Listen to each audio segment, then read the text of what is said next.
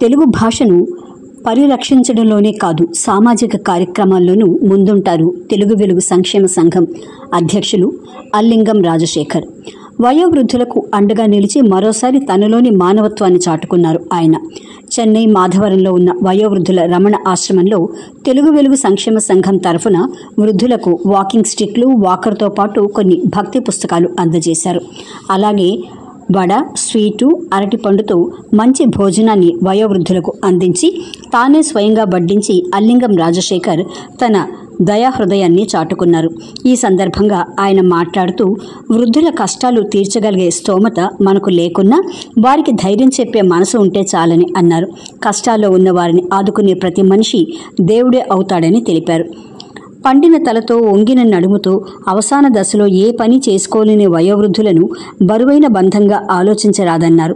డబ్బు వ్యామోహంలో పడి కన్నవారిని దూరం చేసుకోవద్దని అన్నారు. తల్లిదండ్రుల కంటే ఏమీ ఎక్కువ కాదని పేర్కొన్నారు. ఈ విధంగా ప్రతి మనిషి ఆలోచించిన నాడే వయోవృద్ధుల ఆశ్రమాలు, అనాథాశ్రమాలు తక్కువ అవుతాయని తెలిపారు.